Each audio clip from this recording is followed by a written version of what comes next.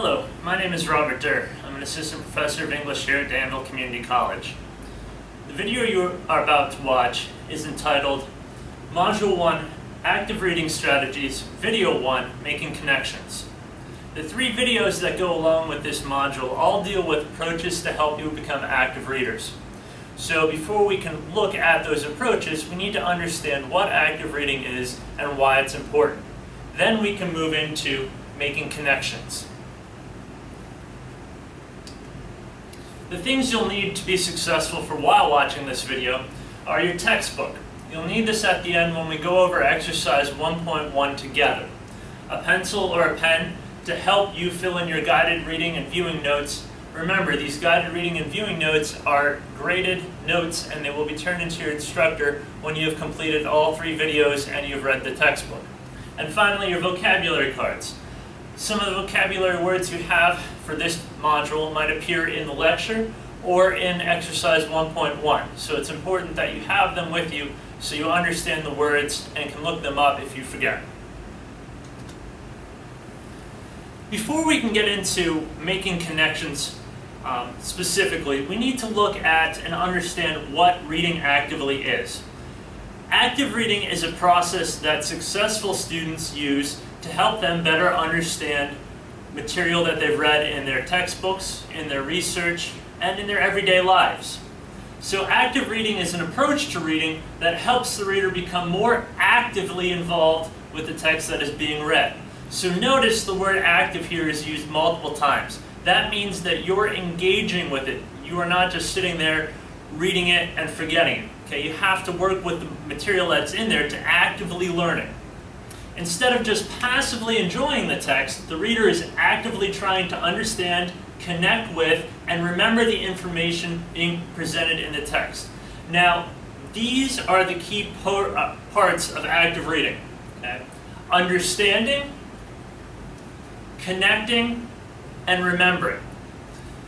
If your instructor assigns you a chapter in your textbook to read for class, that instructor is expecting that you to understand the material that is being presented and to be able to connect with that and be able to discuss it the next day in class. So if you actively read the information, you're going to remember it, you're going to be able to help connect it to things that you've already read for the class, which will help you better understand it. Without active reading, the information just goes in and out of your brain and doesn't stay there. And that's not what you're looking for to be a successful student.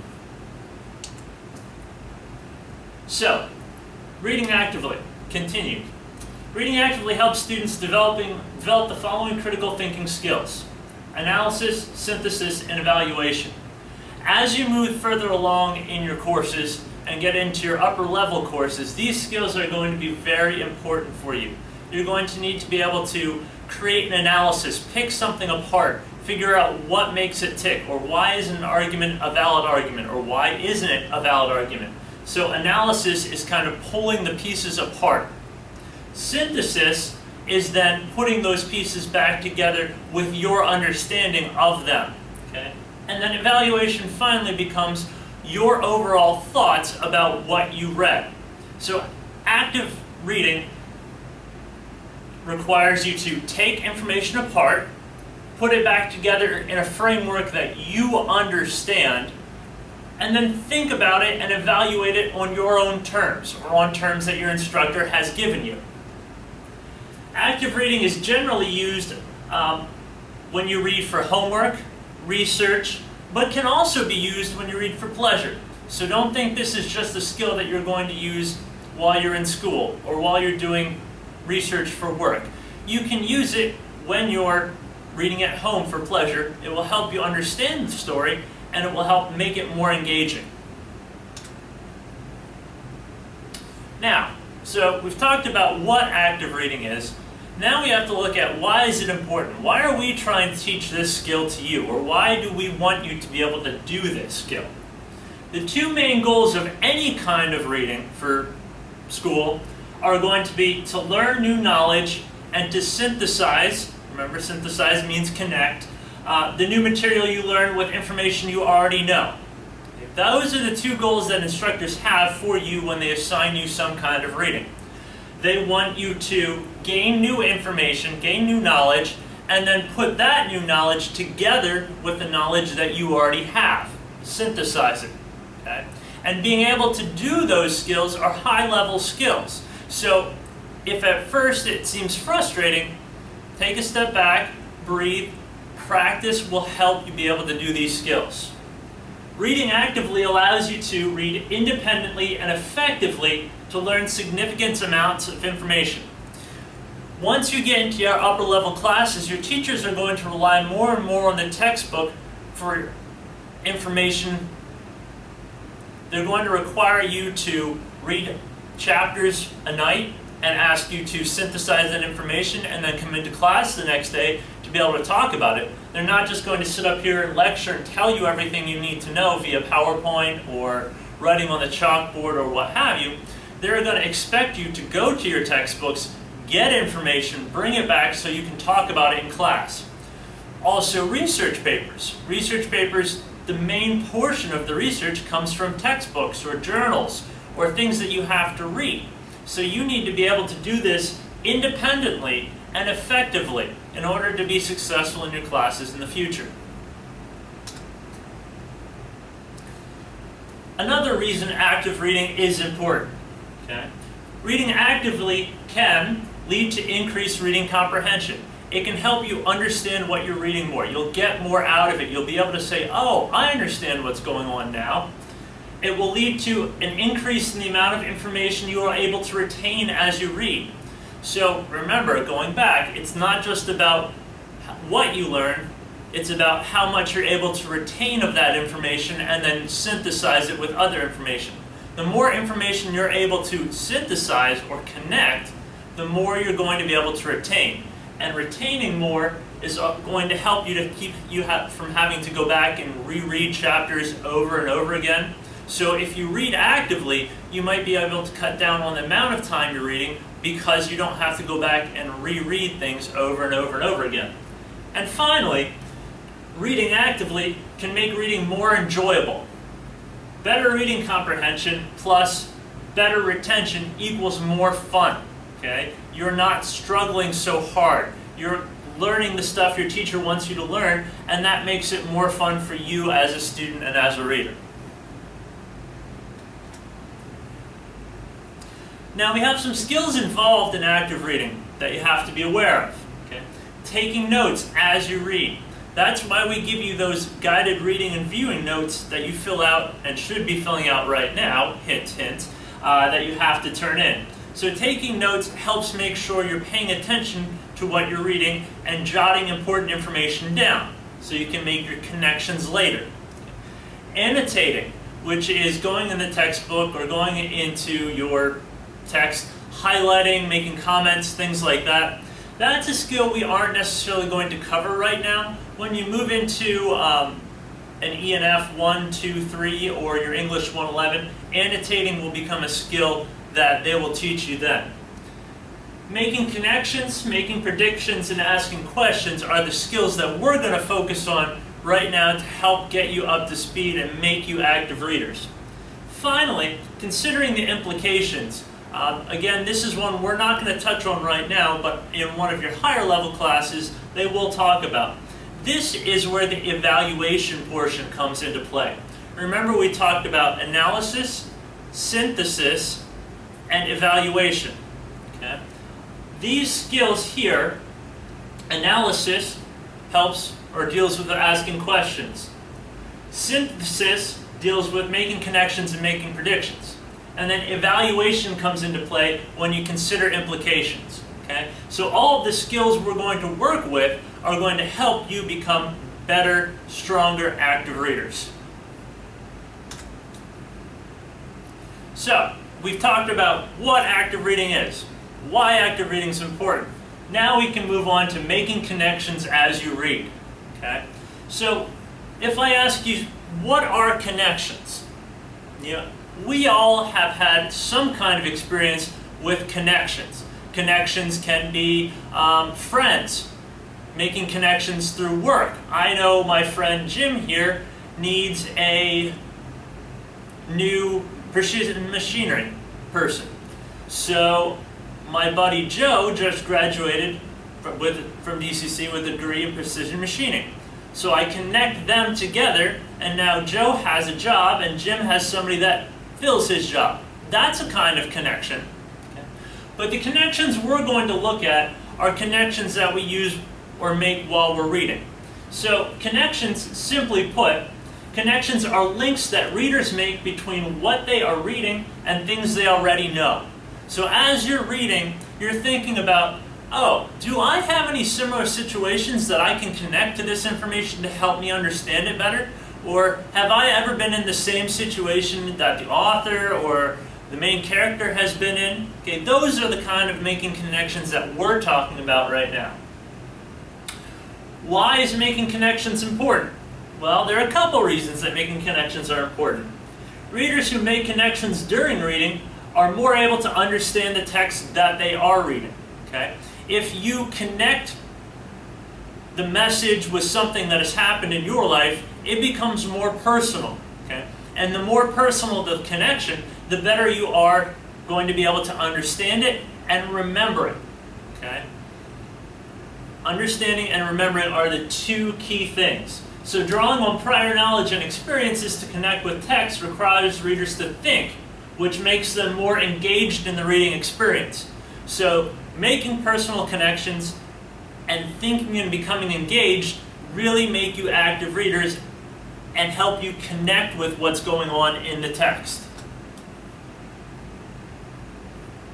Active readers use their own background knowledge and prior experiences to make connections. So it is okay for you to go back into your own personal experience and try to help you understand what's going on in the text.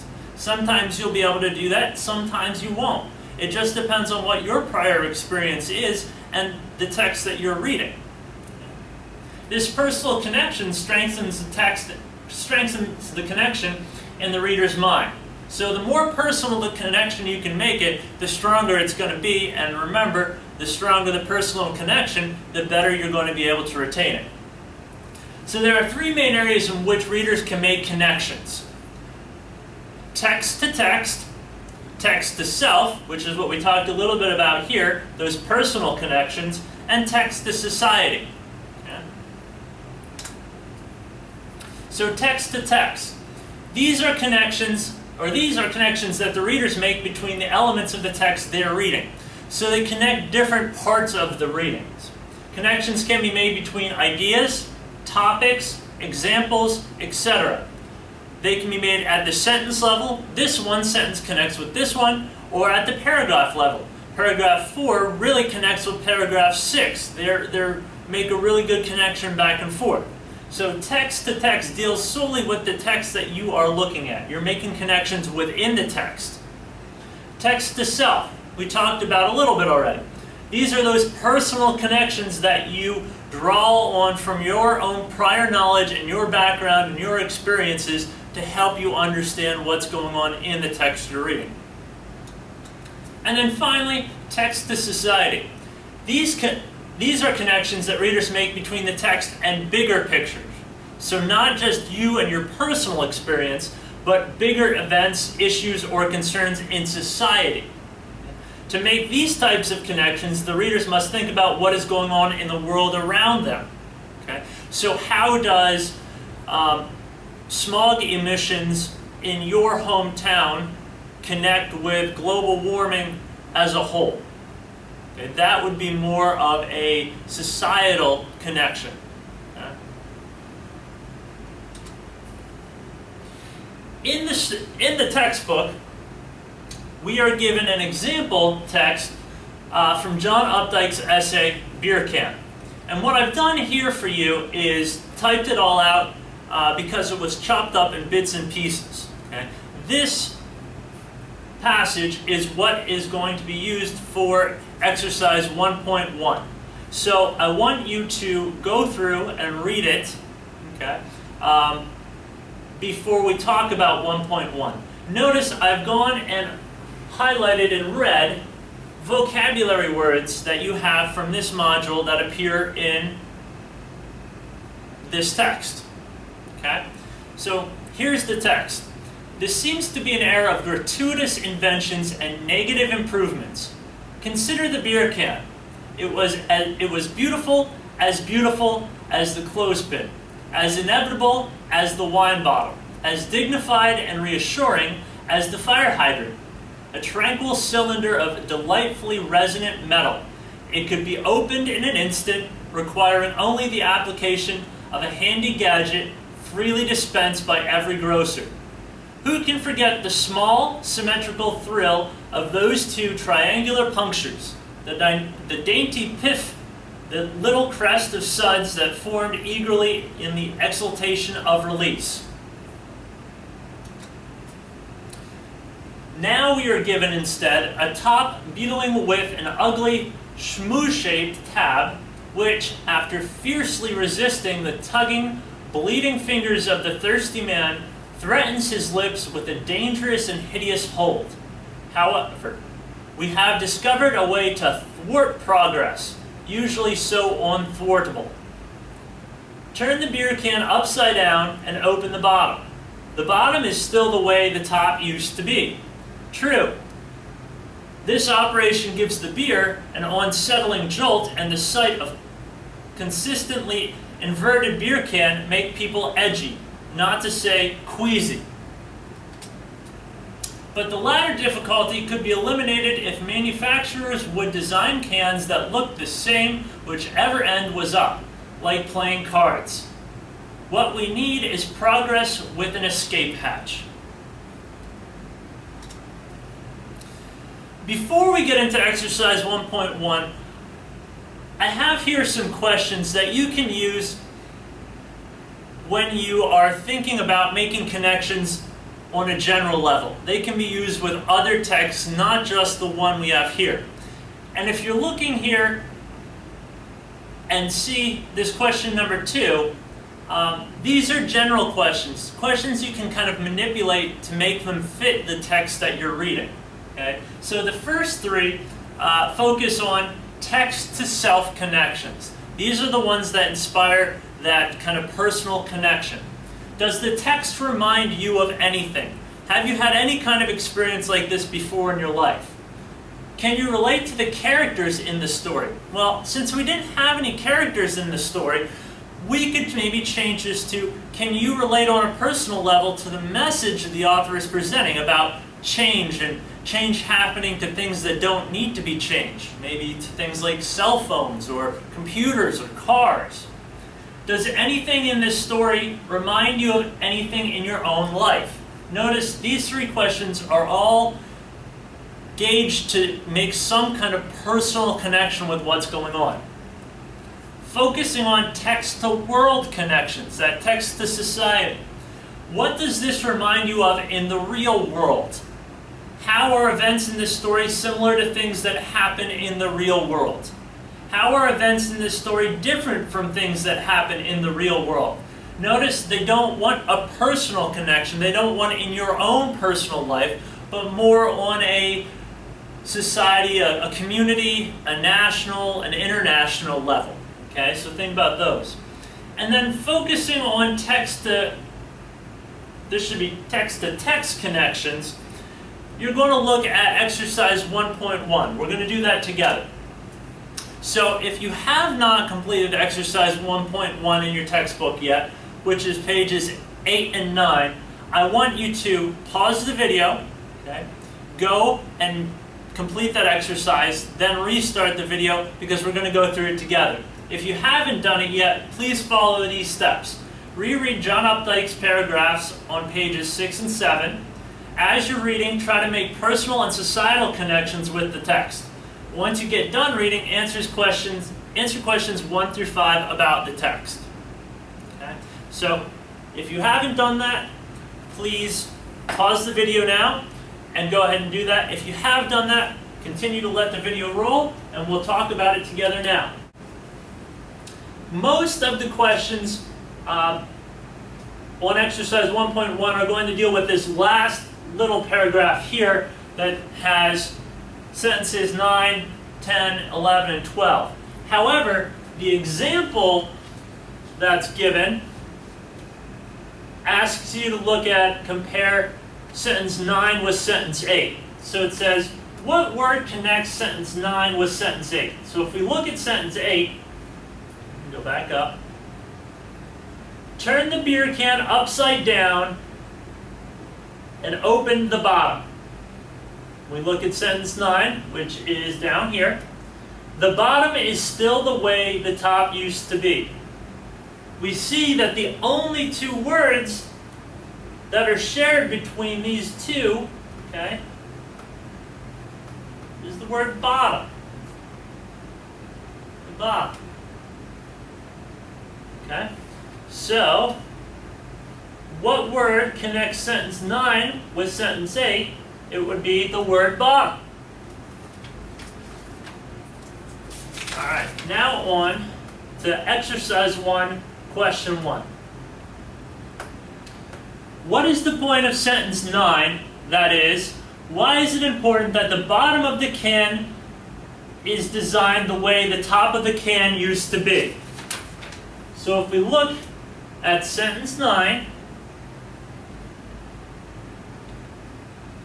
the bottom is still the way the top used to be. Okay? So that becomes important, right? The author wishes that the top was still the way it had been before, the way the bottom is. Okay? And if we think back, or if we look back, why is that important?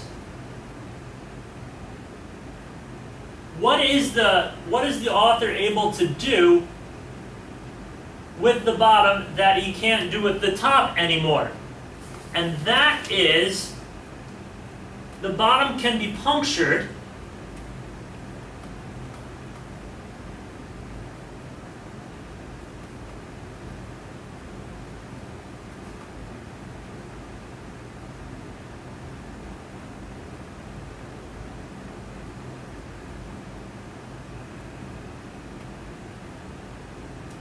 So the bottom can be punctured in that same satisfying way that the top used to be. Okay? So we're making that connection. Okay? The bottom is still shaped the way it used to be, so it can still be punctured that same way. And that's what the author wants. The author wants the top to be like it used to be able to be punctured in that same satisfying way. Number 2, the word true, which begins sentence 10, signals the writer is aware of some objections people might make to turning over the can. What are those objections?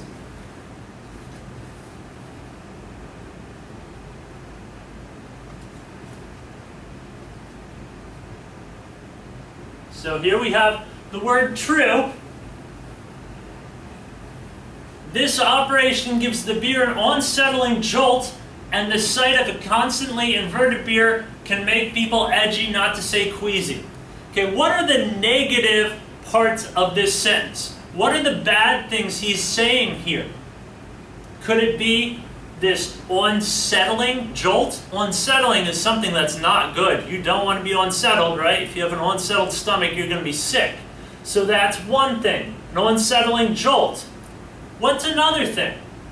How about the sight of this inverted beer can makes people edgy? That's not a good thing, right? Being edgy is not a good thing. And queasy, remember queasy is to make you sick or nauseous. That's one of your vocabulary words. And we know that that is definitely not a good thing. So those would be your answers for number 2. Okay? The unsettled jolt,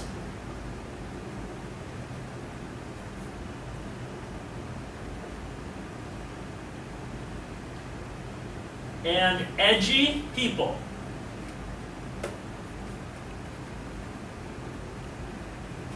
You could also put queasy in there if you wanted to as well. 3. Which word in sentence 11 indicates that Updike is going to argue against the objections that were stated in the previous sentence? So we look at sentence 11. But the latter difficulty could be eliminated if manufacturers would design cans that look the same whichever end was up. So, which word here means that he's going to argue against these bad things? How could these bad things be avoided? This but. It's kind of like however. It signals a difference, a change. He's going against this. Okay? So the word but shows that he's going to argue against this one. Okay. Number 4, if manufacturers design cans that look the same no matter which end was up, like playing cards, what difficulty would be eliminated? And let's go back and look and see where this was. Because it sounds familiar, so we need to see where it was. Ah, here it was. Alright? If manufacturers would design cans that look the same way, whichever end was up, like playing cards. So, let's make a connection. But the latter difficulty, what difficulty are we talking about here? Good. It's the difficulty that we were talking about in question 2. The unsettled jolt, Geji people, and the queasy people. So, the difficulties would be the difficulties listed in answer 2.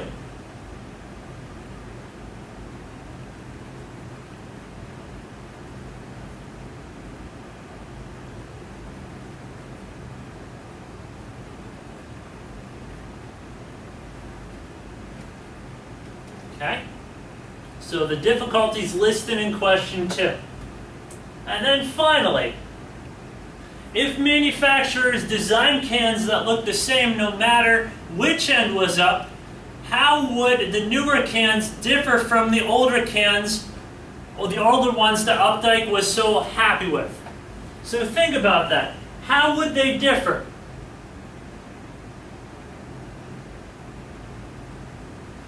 If manufacturers designed cans that looked the same no matter which end was up, how would the newer cans differ from the older ones Updike was so happy with?